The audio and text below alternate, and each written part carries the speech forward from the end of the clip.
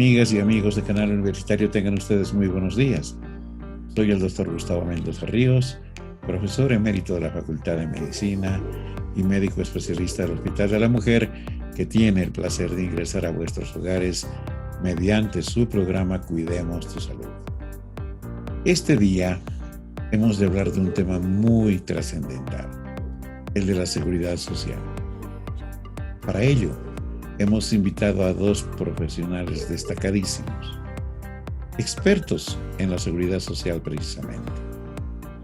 Uno es el doctor Nicanor Jové Aparicio. Él es médico, cirujano, epidemiólogo, especialista en seguridad social. Desempeñó muchos cargos en el área.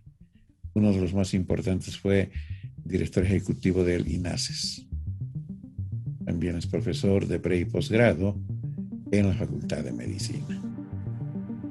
Estuvo dirigiendo muchas instituciones de la seguridad social, por lo que tiene vasta experiencia.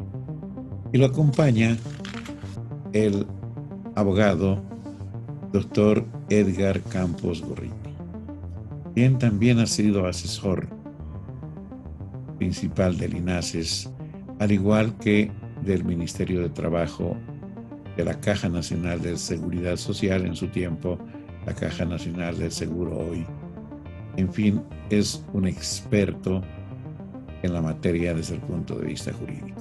Ambos van a conversar con nosotros de la realidad de la seguridad social este momento en el país.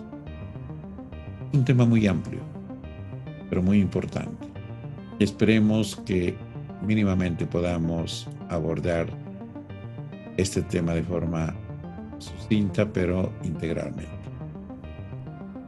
Ahora, amigos, permítanme ir a un corte y al retorno estaremos con nuestros invitados de hoy.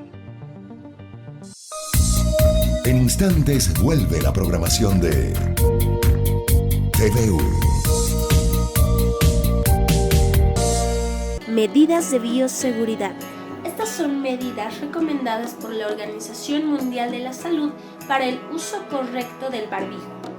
Las mascarillas no médicas deben usarse en lugares cerrados, como tiendas y oficinas. Recuerda lavar el barbijo de tela con detergente y agua caliente o hirviendo durante 1 minuto al menos una vez al día. Las mascarillas de 3 capas deben usarse en lugares al aire libre. La Organización Mundial de la Salud no recomienda el uso de barbijos con válvulas de exhalación, ya que al abrirse para facilitar la respiración, permiten el ingreso del virus. Cuando recibas visitas debes usar barbijo y mantener o no tu sana distancia. Cuando realices actividad física intensa no es necesario el uso del cubrebocas, ya que este disminuye la capacidad de respiración. Mejor mantén una sana distancia y asegúrate de que haya una buena ventilación. El uso del barbijo en niños menores de 5 años no es obligatorio y la decisión de usarse en niños de 6 a 11 años debe basarse en los factores de riesgo existentes. Los visores o caretas son una medida adicional al barbijo. Deben cubrir los lados de la cara y debajo del mentón. Sé responsable, la salud de tu familia está en tus manos. Continúa con la programación de TVU. Distinguidos amigos, como lo habíamos señalado precedentemente, están con nosotros nuestros invitados de hoy. El doctor Nicanor Jové Aparicio y el abogado Edgar Campos Gorriti, ambos especialistas en el campo de la seguridad social, como lo habíamos anunciado minutos antes. Con ellos hemos de desarrollar este tema tan trascendental para la vida de los ciudadanos de nuestro país. Pero no más palabras, permítanme saludar a nuestros invitados y presentarles a la vez. Doctor Nicanor Jové, gracias por aceptar nuestra invitación y muy buenos días. Igual, Edgar Campos Gorriti, abogado especialista en la materia, muchas gracias por aceptar nuestra invitación. Un saludo, por favor, a nuestra teleaudiencia. Buenos días, mi querido profesor, doctor Mendoza. Placer siempre verlo a usted y estar en este importantísimo programa del canal universitario que se ve, creo, en toda la ciudadanía. Prestos a escuchar las preguntas que nos va a hacer distinguido doctor Mendoza. Gracias. Edgar, por favor. Muy buenos días, doctor Mendoza. Es grato estar en este programa, Cuidemos tu Salud. Permanentemente los domingos vemos en la casa y aprendemos mucho, que es el objetivo de su programa, doctor Mendoza. Muy buen día. Muchas gracias. Al contrario, estamos sumamente complacidos de contar con ustedes en esta ocasión. Simplemente como preámbulo, distinguidos amigos, un país que se precie de tal, fundamentalmente vela por el bienestar de sus habitantes. Una forma indudablemente importante de cuidar de ellos es que estos cuenten con alguna forma de asegurarles su bienestar. Esto es lo que pretende la seguridad social, sin lugar a dudas. Pero claro, también es muy complicado que se pueda de un momento a otro beneficiar a la totalidad de la ciudadanía. El país ha dado pasos trascendentales al respecto. Sin embargo, como todas las instituciones, tuvieron sus blancos grises. Y seguramente nos dirá más tarde nuestro invitado, el abogado Edgar Campos y el doctor Nicanor Jové. Creo que la seguridad social en un momento brilló en el territorio nacional y en otros momentos, infortunadamente, decayó terriblemente. Eso dice la ciudadanía. Por eso los hemos invitado a compartir con nosotros este día. Y le voy a proponer a Nicanor y a Edgar que tengan la gentileza de tomarse unos minutos ahora para explicarnos de una forma sucinta y global de lo que es la seguridad social y de lo que es el seguro social en el país. Obviamente les voy a pedir también que un poquito de historia seguramente incorporen esta su exposición. Después de ello, hemos de pasar a una ronda de preguntas para poder aclarar algunas dudas que hubiesen quedado en la exposición. Entonces, Nicanor, Edgar, tengan la amabilidad de disponer de la pantalla, por favor, para conversar con nuestros televidentes. Bueno, doctor, muchísimas gracias. Creo que es muy importante que podamos hablar del concepto. Usted ya lo ha dicho, la diferencia entre lo que es la seguridad social y el seguro social. Todos comprenden y asocian la seguridad social como si fuera la caja nacional, cuando la seguridad social es un concepto holístico general: el derecho a la salud, a la educación, a la seguridad ciudadana, al medio ambiente, seguridad alimentaria. Absolutamente es de manera transversal cuando hablamos de seguridad social. Cuando hablamos de seguridad social, es un concepto, como le decía, muy general. Es la aspiración que tiene todo el ser humano desde que nace hasta que muere, como lo ha dicho un pensador en seguridad social, desde la cuna hasta la tumba. Nosotros hemos preparado con Edgar Campos, con quien hemos compartido muchos años en muchos lugares de la seguridad social de corto plazo, bueno, discusiones de lo que es la seguridad social de corto plazo, sus derechos, sus obligaciones, ¿no? Entonces, quisiéramos compartir con ustedes una presentación muy brevemente, por favor, si me permiten, vamos a compartir esa presentación. Bueno, para nosotros es muy importante hablar, como usted ha manifestado, doctor Mendoza, el tema de la seguridad social y sus prestaciones. Y debemos empezar indicando que la seguridad social es un conjunto de medidas que la sociedad proporciona a sus integrantes con la finalidad precisamente de evitar desequilibrios económicos y sociales, que de no resolverse estos va a significar una reducción, la pérdida de los ingresos, causa contingencias como la enfermedad, los accidentes, la maternidad, ¿no? Por eso es un concepto muy general el tema de la seguridad social. ¿Y cuándo empieza la seguridad social? Es precisamente con el tema de la revolución industrial, cuando aparece ya el tema del maquinismo, donde empiezan a desarrollar una serie de máquinas que van a agredir al trabajador y va a causarles lesiones, en muchos casos temporales, permanentes, incluso llegando hasta la muerte. Por eso una preocupación mundial, fundamentalmente que aparece el tema de la revolución industrial, ¿no? Y ahí se asocia con el tema de los riesgos laborales. Todo trabajador está expuesto a los que significan los riesgos físicos, químicos, ergonómicos, psicosociales, personales, etcétera, etcétera, que van a causar en muchos casos lesión, incapacidad, como les decía, incluso la muerte. Muy brevemente, nosotros lamentablemente seguimos bajo dos modelos, todavía hay en el mundo entero, el modelo bismarckiano y el modelo de Beveridge. Lamentablemente, doctor Mendoza, seguimos bajo este modelo bismarckiano, que significa, es una tesis todavía laboral, que el que tiene una papeleta de pago, el que trabaja en una institución bajo la Ley General del Trabajo, en el sistema público, puede acceder. Imagínense desde 1884, quien planteó Beveridge un modelo de un sistema estatal de política, nosotros estamos bajo ese modelo. Lamentablemente en nuestro país hay una poca cantidad que tienen el seguro social de corto plazo, ¿no?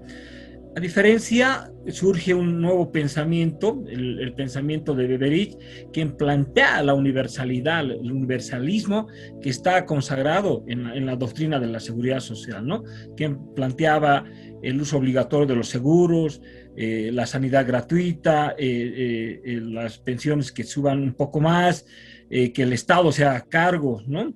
Y que, bueno, lo que les decía, proporcionar un sistema universal para todos los ciudadanos británicos en ese momento, ¿no? Desde la cuna hasta la tumba, ¿no? Por eso aquí hay dos modelos, el bismarckiano y el de Beveridge. El modelo bismarckiano, que es limitado en su cobertura, establece solamente a la gente que tiene un tema salarial, una papeleta de pago. Por eso yo planteo que el modelo bismarckiano todavía es neo-hitleriano, está basado en la tesis laboral y que todavía nuestro modelo de seguridad social en Bolivia está inmerso en este modelo.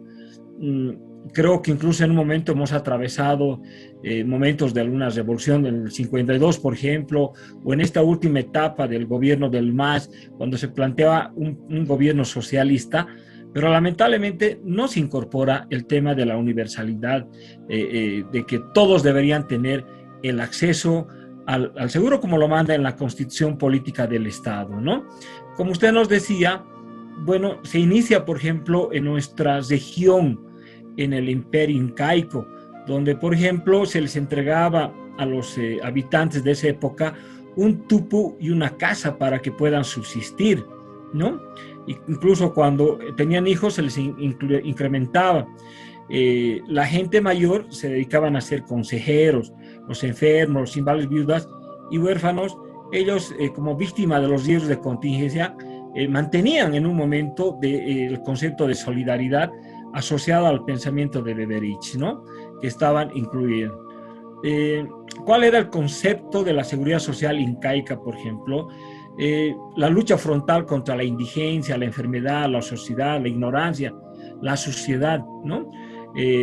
Lo que está consagrado incluso en nuestra Constitución y se plantea lo que es la mayulla, la maquella, ¿no? No seas flojo, no seas mentiroso, ¿no? Y que se mantenía incluso a través de una atención primaria, por ejemplo, en esa época incaica, se creaban los hospitales llamados corpoasis, ¿no? Donde obviamente se trataba con medicina herbolaria, ¿no?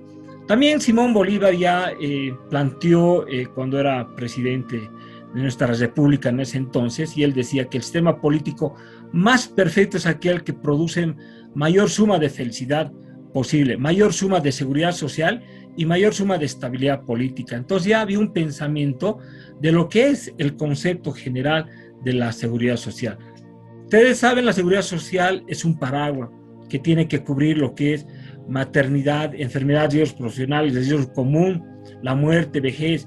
Es la protección del núcleo familiar frente a las contingencias que pueden ocurrirse, ¿no? Y como manifestábamos, un derecho que tiene uno desde que nace hasta que muere, que tiene que cubrir lo que es la reproducción, la maternidad. Es una aspiración de todo ser humano. Ver también las condiciones como trabajamos, porque todos los que de alguna manera desarrollamos una actividad laboral, creamos, por ejemplo, una enfermedad profesional, que Edgar Campos lo va a explicar, la diferencia entre lo que es un accidente de trabajo y una enfermedad profesional, ¿no? Las condiciones laborales siempre estamos expuestos. Por ejemplo, desde que hemos entrado a la universidad, nosotros los profesionales en la salud de estos estudiantes estamos desarrollando una enfermedad profesional como es el estrés, ¿no? Y seguramente otras profesiones que están con la mano de obra van a desarrollar, mineros, absolutamente todos, ¿no? Ya lo decía el padre de la medicina del trabajo, Bernardo Ramazzini: dime dónde trabajas y te diré de qué te vas a enfermar y de qué te vas a morir, ¿no? Por eso es importante que la seguridad social es un concepto de protección a los miembros de la familia frente a ciertos riesgos, ¿no? Y bueno, el Código de Seguridad Social, en su artículo 6, establece que todas las personas nacionales o extranjeras remuneradas bajo el concepto bismarckiano de ambos sexos tienen el derecho a ingresar y deben ser coberturados, ¿no? ¿Quiénes son beneficiarios? Las esposas o convivientes, los hijos menores de 19 años, y bueno, en el nuevo decreto que hay hasta los 25 demostrando que estudian. Se puede también, bajo el concepto de la solidaridad y el concepto que tiene la seguridad social, asegurar a los padres y madres, a los esposos, a los hermanos huérfanos. Es decir, la seguridad social cubre absolutamente, incluso aquí en la diapositiva ustedes pueden ver, se puede demostrando a nietos huérfanos que estén bajo la tutela o la protección del titular, ¿no? ¿Cómo funciona nuestra seguridad social de corto plazo? Con el aporte del 10% del aporte patronal de la planilla total cotizable, ¿no? Y en el caso de los jubilados, con el 3%.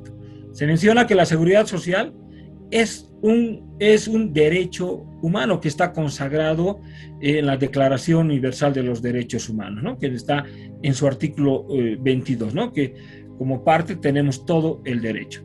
En nuestro país está consagrado en nuestra Constitución Política del Estado, en los artículos fundamentalmente el 9, el 45, etcétera, etcétera, que todos los conocemos. Lamentablemente en nuestro país antes era la Caja Nacional de Seguridad Social, pero bueno, un corte neoliberal del gobierno de Gonzalo Sánchez de Lozada dividen lo que es el corto y largo plazo, ¿no? El corto plazo, que está financiado por el 10% de la planilla total cotizable, y el largo plazo, que es un aporte laboral para el salario del trabajador, es el tema de la jubilación. Todos estos derechos han sido sonsacados, han sido por las reformas que han sufrido la ley de pensiones, ha sufrido temas laborales, por ejemplo, el tema de la precarización, el desempleo, ¿no? Los derechos sociales se han convertido en mercancías, y obviamente esto ha ocasionado deteriorando las condiciones de vida, trabajo, de salud en nuestros pueblos. Lo que usted decía, en otrora la seguridad social cubría todo absolutamente, ¿no? Ahora mismo el mandato de la Constitución dice que la seguridad social cubre desde una gripe hasta un trasplante renal.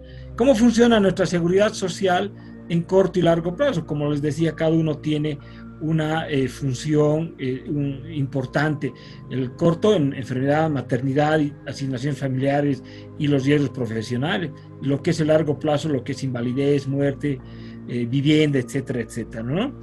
En nuestra Constitución Política y en el Plan Nacional de Desarrollo del último gobierno, se plantea lo que es el concepto del sumacamaña, el famoso vivir bien, que no es nada más que lo que hemos hablado, el concepto de la seguridad social de manera holística, que aquí lo establece claramente en esta diapositiva: el derecho a la vivienda, el derecho a los servicios, a la educación, a tener salud, nutrición, la parte de la expansión, la recreación, el deporte, los derechos ciudadanos, la seguridad ciudadana, la participación social, el de tener un trabajo digno, con salario digno, a la seguridad alimentaria, que no es nada más que el famoso vivir bien, ¿no? Ya Ramazzini establecía, por ejemplo, que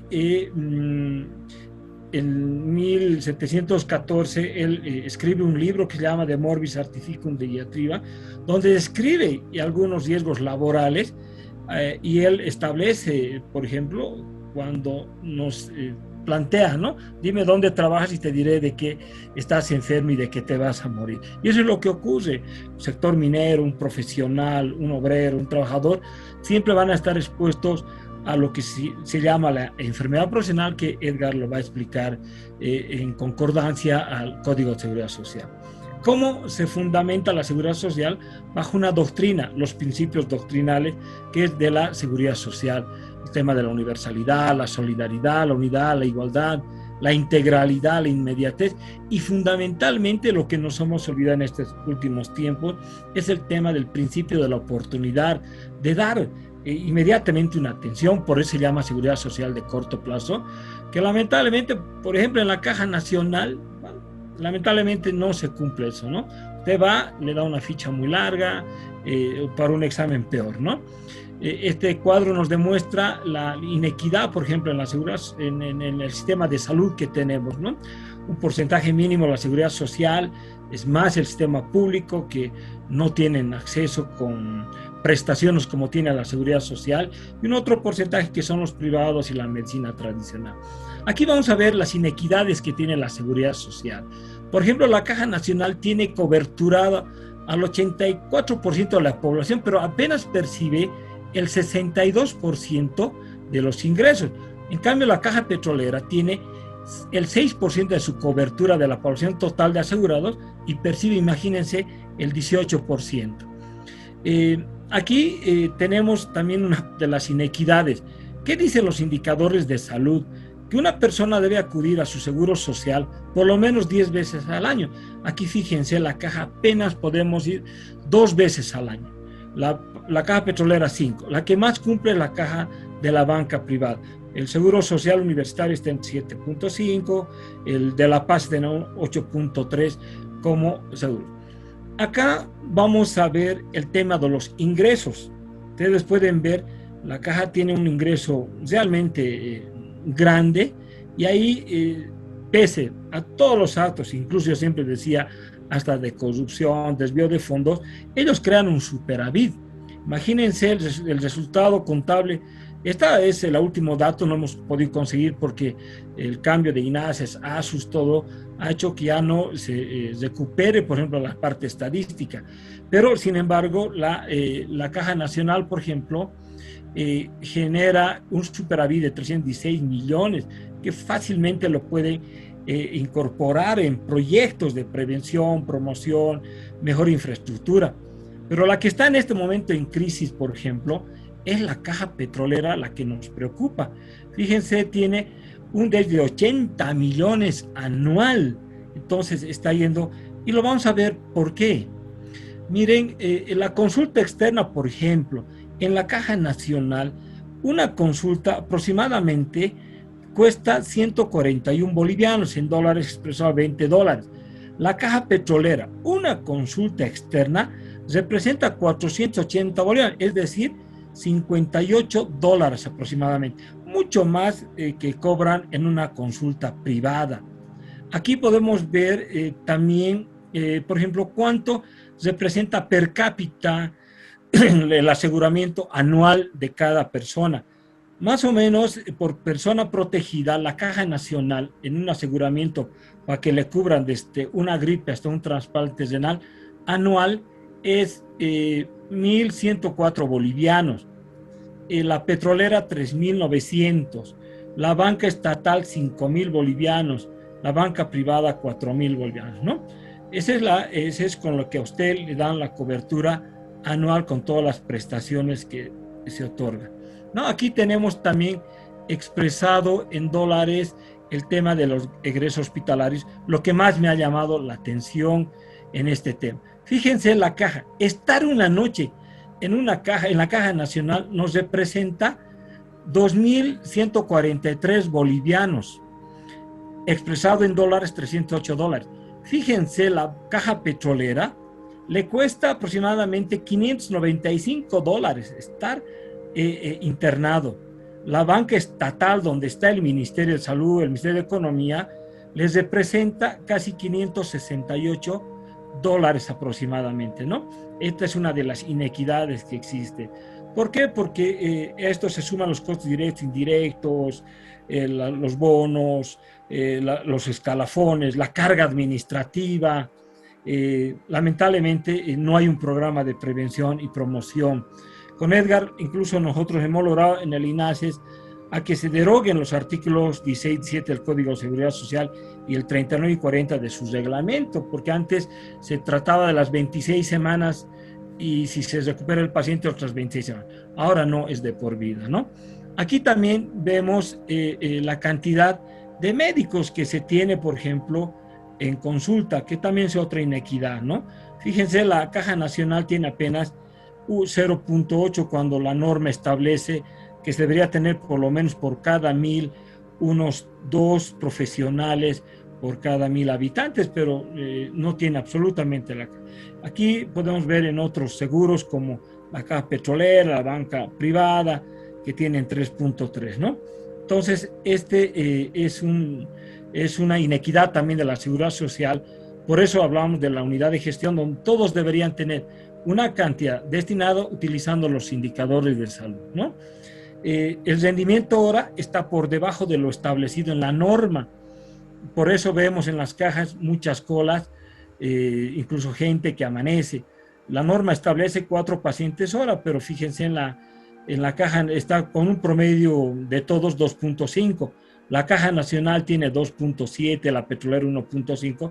Son indicadores muy bajos que no nos están permitiendo, por ejemplo, tener, ¿no? Y aquí están un poco los gastos de ingresos y egresos de toda la seguridad social, ¿no? Esto quería como una parte de introducción, doctor, porque tenemos el tiempo muy limitado. Le voy a pedir a Edgar Campos que continúe, por favor. Quiero pedirles un favor, distinguidos colegas y amigos. Nos vamos a ir a un corte y al retorno el doctor Edgar Campos se va a hacer cargo del análisis ya con una visión más jurídica del problema de la seguridad social. Amigos, enseguida retornamos. En instantes vuelve la programación de TVU. Manejo de residuos domiciliarios COVID-19. A continuación, algunas medidas que deben aplicarse en hogares que hayan sido afectados por el COVID-19 y que también pueden replicarse en hogares donde se desechen elementos de protección como cubrebocas. Habilitar un contenedor diferencial en la medida de lo posible que tenga una bolsa roja, la cual nos indica que se tratan de residuos potencialmente contaminados. Los barbijos, papeles, guantes y otros desechos serán acumulados en el contenedor durante el transcurso de todo el día. Es importante que estos residuos especiales no se mezclen con los residuos orgánicos ni los reciclables. Tomando las medidas de bioseguridad correspondientes para la protección, vamos a sacar del contenedor la bolsa llena de residuos, la vamos a amarrar y desinfectaremos. Posteriormente la introduciremos en otra bolsa, la cual también desinfectaremos y la mantendremos en nuestro hogar 3 días. Después la llevaremos al contenedor más cercano o esperaremos al camión de basura. Sé responsable, la salud de tu familia está en tus manos. Continúa con la programación de TVU. Amigos, en este segundo sector le hemos de pedir al doctor Edgar Campos, abogado especialista en seguridad social, que tenga la gentileza de orientarnos sobre aspectos trascendentes que deben ser considerados en el momento en el tema de la seguridad social y en concreto del seguro social. Hay muchos temas, doctor Edgar. Fíjese usted, la epidemiología ha cambiado. No es la misma la de la gente que vivía en 1956, cuando prácticamente se da curso, se da inicio al Código de Seguridad Social. Antes no hablábamos de trasplantes. Ustedes tuvieron a bien tomar una medida cuando estaban en INASES, precisamente el de derogar aquel decreto que limitaba 26 semanas la atención de un paciente y la posibilidad apenas de extender otras 26 semanas si es que había realmente casi la seguridad de sanar en ese tiempo. Ustedes han abierto aquello porque era un derecho humano, definitivamente. Otra cosa trascendental fue la ampliación, indudablemente, de la edad de cobertura a los hijos de los trabajadores que estaban estudiando hasta los 25 años. Era muy importante por eso la presencia de ustedes, porque la gente sabe de este beneficio, pero no sabía quiénes habían logrado este trabajo. Doctor Edgar Campos, suya es la pantalla. Por favor, explíquenos los aspectos jurídicos del tema. Muchas gracias, doctor Mendoza.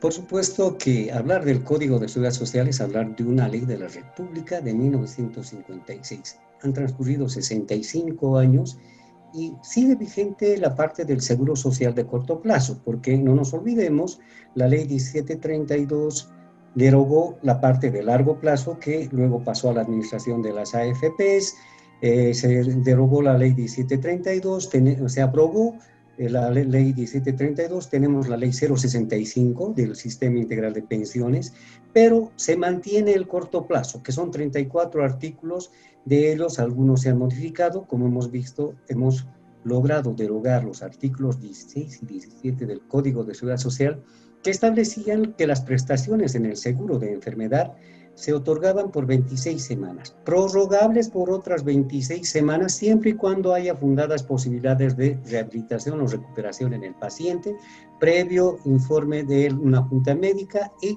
de la comisión de prestaciones. En el caso de pacientes con tuberculosis se ampliaba a 26 semanas. Pero ¿qué pasaba? Lastimosamente, esto era para el seguro de enfermedad común. Se tenía otro trámite para el tema de las enfermedades crónicas, terminales, degenerativas, que estaban en el decreto ley 10.176 en su artículo 17. Pero la ley de pensiones ya no permite que la caja se pronuncie en estos temas, porque son para el largo plazo, deberían pasar a largo plazo como inválidos. No nos olvidemos que el Código de Seguridad Social de 1956, por la efervescencia de la revolución de abril del 52, está destinada a dos grupos de trabajadores, mineros y obreros. Y si vemos las patologías en el tema de enfermedades profesionales, estaban pues dirigidas a ese grupo de trabajadores. Cuesta y ha costado el mejorar a través de medicina del trabajo, que hemos tenido grandes maestros en la Caja Nacional en Medicina del Trabajo. Estaba el doctor Grandi, estaba el ingeniero Mendoza, gente que ha dejado pues buenos antecedentes en la Caja Nacional de Seguridad Social. Luego, como lo decía Nicanor, en 1987, con una ley financiera, porque la ley 924 es una ley financiera que aprueba el presupuesto general de la República para la gestión 1987, vamos a hablar en términos un poco comunes, de contrabando se incorpora en esta ley el tema de la seguridad social. En su artículo 3, que establece la separación de la administración del seguro social en corto plazo y el seguro social de largo plazo. Aspecto que en ningún país se habla de corto y largo plazo, solamente en Bolivia. Pensábamos que se iba a recuperar el sistema integral de pensiones porque hay mucha injusticia en el tema de largo plazo. Y somos víctimas, muchos de nosotros, que no podemos pasar del corto a largo plazo. El hacer los trámites en la AFP es la entidad encargada de calificar, la autoridad de supervisión de pensiones y valores.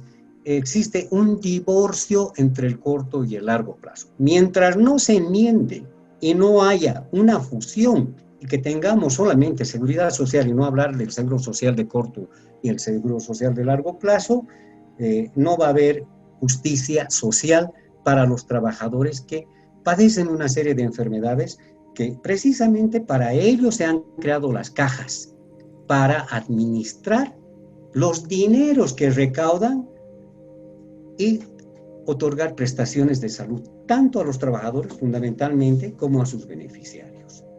Tenemos muchas deficiencias en el sistema, eso está comprobado. El común denominador de todas las cajas es la ineficiencia, la inmediatez se ha perdido, no hay el principio de oportunidad, se han roto principios como el de solidaridad, que es el pilar fundamental de la seguridad social. ¿Qué es lo que ha venido ocurriendo últimamente?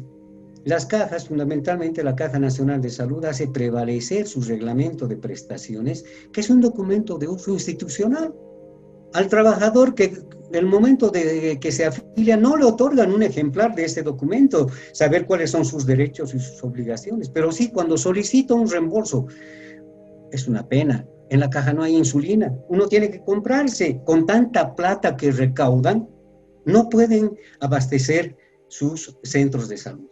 El asegurado tiene que comprarse una insulina, imagínense rituximab, otros medicamentos para patologías que son más complejas, y el costo, el trabajador no goza pues de un dinero como para destinar inmediatamente.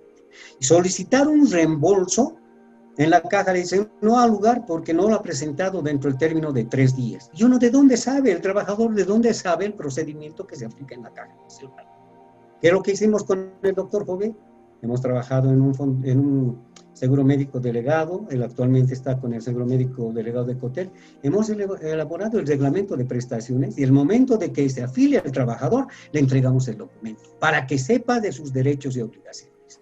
En la Caja Nacional de Salud no se hace eso. Tienen un departamento, una oficina de relaciones públicas, que es vanidades, ¿no?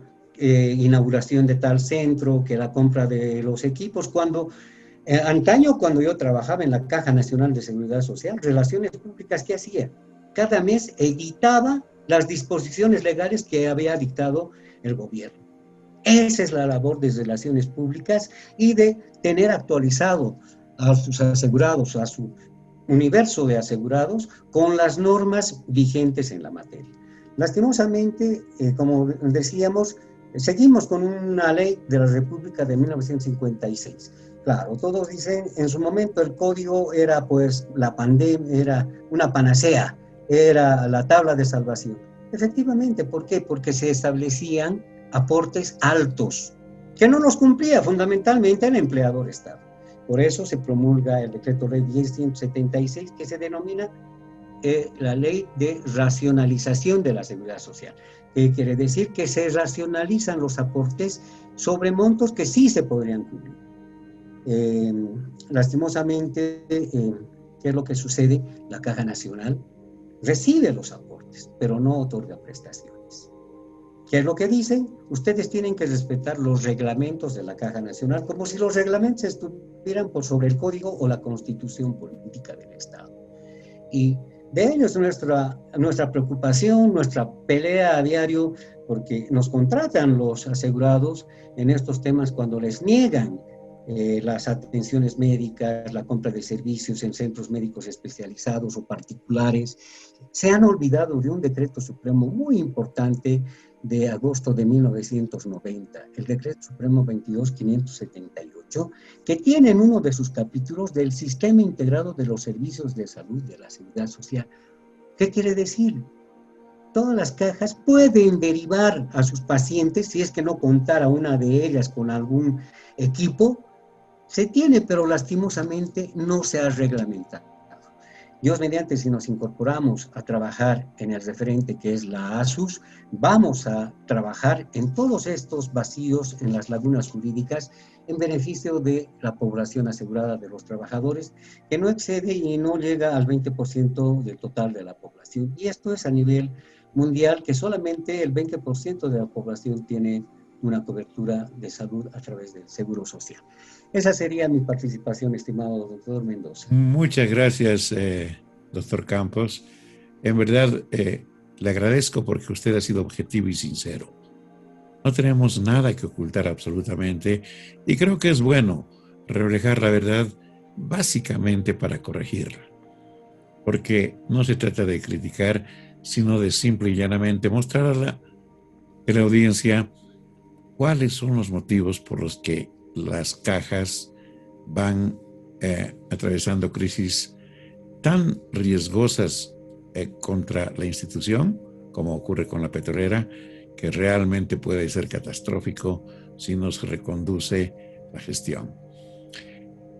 Nos vamos a ir a un corte y al retorno les voy a pedir a ambos que tengan la gentileza de absolver algunas preguntas que vienen precisamente de los interesados, los asegurados.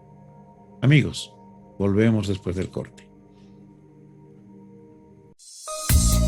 En instantes vuelve la programación de TVU.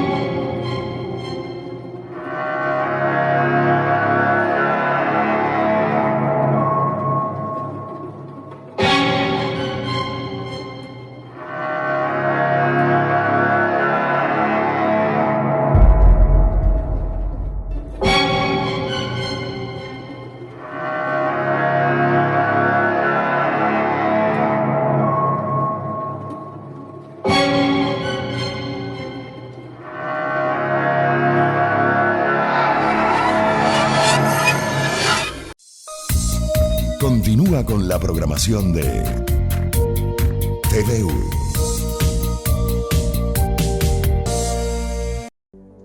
Amigos, estamos de retorno conversando con nuestros invitados de hoy. Los doctores Nicanor Jové y el doctor abogado Edgar Campos, ambos especialistas en seguridad social. Doctor Campos, yo tengo una pregunta para usted. Definitivamente, ¿cuánto tiempo un trabajador que es retirado todavía puede gozar de su condición de asegurado? Con todo gusto. El artículo 24 del Decreto Ley 13214, promulgado el 24 de diciembre de 1975, elevado a rango de ley el 1 de mayo de 2010, establece que el trabajador tiene 60 días más de atención médica, tanto el titular como su grupo familiar. A esto se denomina cesantía. Muchas gracias. Amigos, no termina el beneficio de ser atendido al día siguiente que a uno lo despiden o se desvincula. Tiene 60 días más absolutamente cubiertos en todas sus contingencias. Doctor Jové,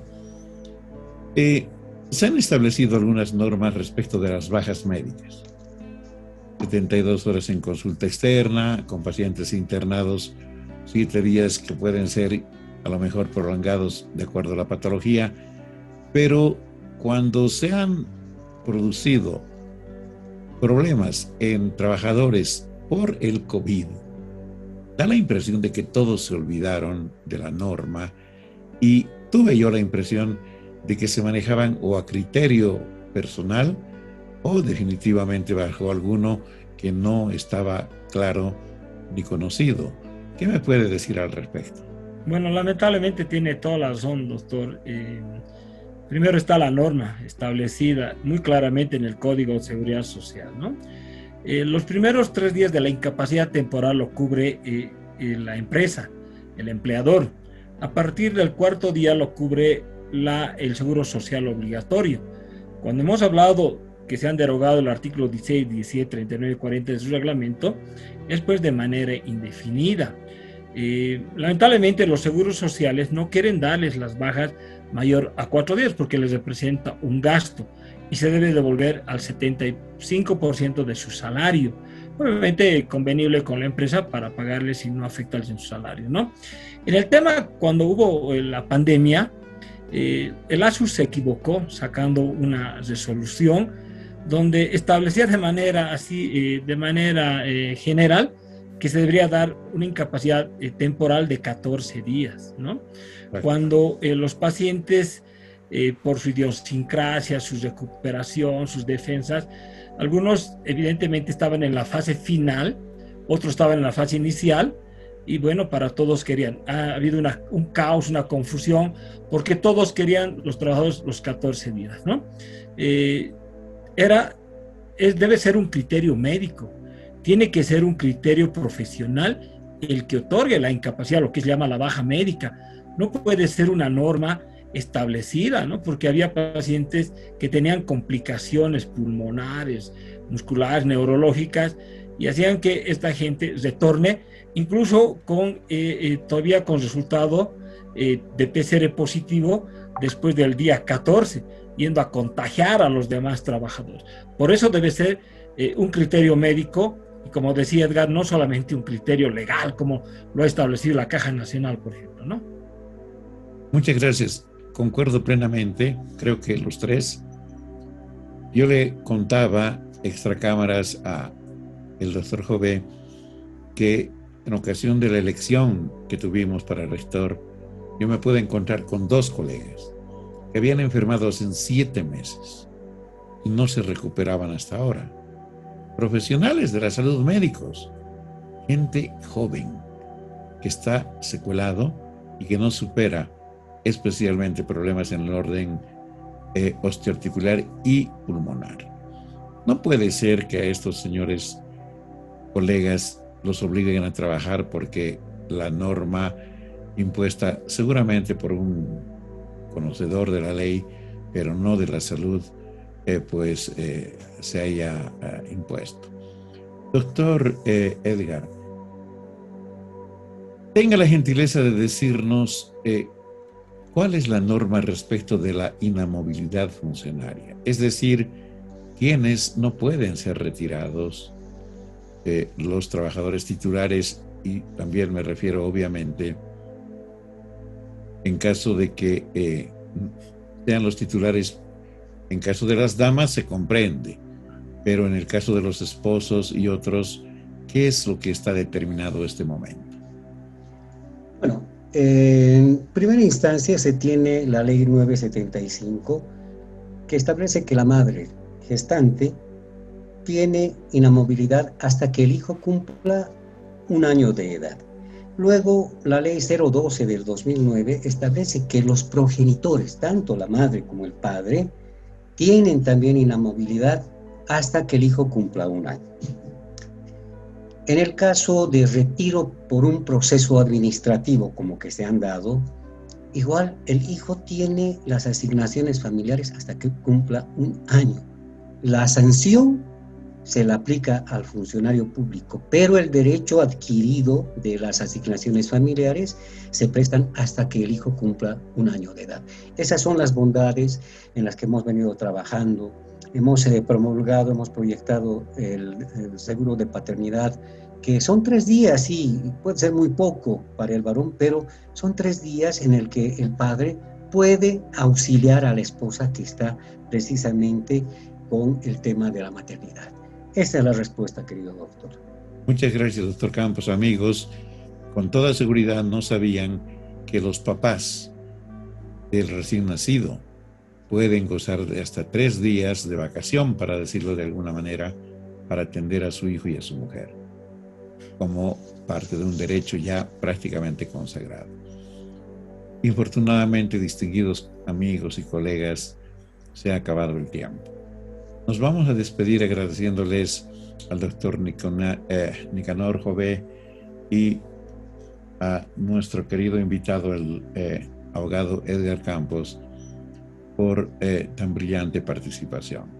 Quisiéramos asimismo, distinguidos doctor Campos y Jové, comprometerlos para que una siguiente vez volvamos a abordar el tema de la seguridad social, habida cuenta que es muy amplio y ha despertado con seguridad mucho interés entre nuestros televidentes. Su despedida, por favor. Doctor Campos. En mi caso, gracias, doctor Mendoza. Recordar que la ley 221 de 28 de diciembre de 2011 declara la última semana de abril como la Semana de la Seguridad Social, dentro del marco de la Declaración de Guatemala de 3 de noviembre del 2009, que señala seguridad social para todos. Se le encomienda al Ministerio de Trabajo, Empleo y Previsión Social organizar actividades que resalten la importancia y los componentes de la seguridad social en todo el país.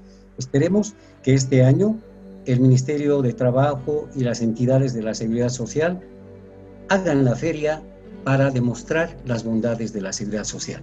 Muchas gracias y muy buen día, doctor Mendoza. Muchas gracias a usted, doctor Campos. Doctor Jové, su despedida, tenga la amabilidad. Bueno, muchísimas gracias, doctor Mendoza. Creo que ha sido muy importante este conversatorio. Sé que ha despertado mucho interés porque todos estamos inmersos en el tema de la seguridad social. Ojalá las autoridades puedan escuchar y un poco adentrarse de lo que es la seguridad social. Lamentablemente, en muchos seguros sociales hemos visto gente osada, gente no idónea, que tienen el concepto de aplicar la norma, convirtiendo los seguros de salud en seguros legales, lo que les decía, ¿no? Yo creo que la gente espera más bien que se aplique lo que dice la Constitución, el derecho a la salud y a la vida. Muchísimas gracias, doctor. Estamos prestos para una nueva entrevista y responder a todas las inquietudes de su auditorio. Muchas gracias nuevamente a ambos. Distinguidos amigos, ahora permítanme ir al sector Avances en Medicina.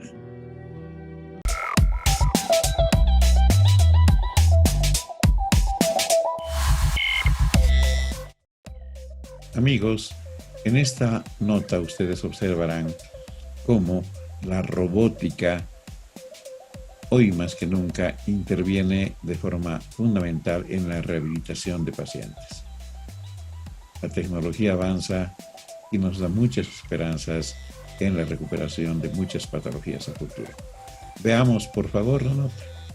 Si alguna vez has sufrido una lesión que ha inmovilizado alguna de las partes de tu cuerpo, sabrás lo duro que resulta el proceso de rehabilitación. Estos brazos robóticos llegan para facilitar la recuperación. Cuando el paciente se encuentra postrado en la cama del hospital, el personal de enfermería desplaza el robot hasta su habitación y lo coloca en la parte del cuerpo que necesita rehabilitación. Al pulsar el botón de inicio, el robot entra en modo aprendizaje. Solo es necesario que el personal de enfermería realice una vez los movimientos con valor terapéutico. A partir de ese único ejercicio, el robot será capaz de memorizar el movimiento y ejecutarlo de forma autónoma cuantas veces sea necesario. En caso de movimientos bruscos o de cualquier influencia de fuerzas inesperadas, el robot cuenta con un sistema de seguridad que lo detiene inmediatamente. Lo más interesante de este robot es que se adapta al estado del paciente a través de 3 niveles de rehabilitación. Para los pacientes con un nivel funcional reducido o inexistente, el robot se encarga de realizar los movimientos, favoreciendo así una rehabilitación temprana. Para los pacientes que se encuentran en una fase intermedia de recuperación, el robot se convierte en un asistente, puesto que realizará solamente aquellos movimientos que el paciente paciente aún no es capaz de completar por sí mismo. Finalmente, para la fase final de rehabilitación, el robot opondrá resistencia ante cualquier movimiento realizado por el paciente, consiguiendo así que recupere por completo toda su fuerza funcional. Por supuesto, todos estos niveles y ejercicios robóticos estarán siempre supervisados por el personal sanitario. El robot no sustituirá a nuestros médicos enfermeras, pero supondrá una gran ayuda para su duro trabajo diario.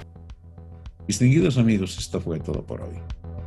Nos vemos la próxima semana, como siempre, en el horario de 8 a 9 los sábados y domingos.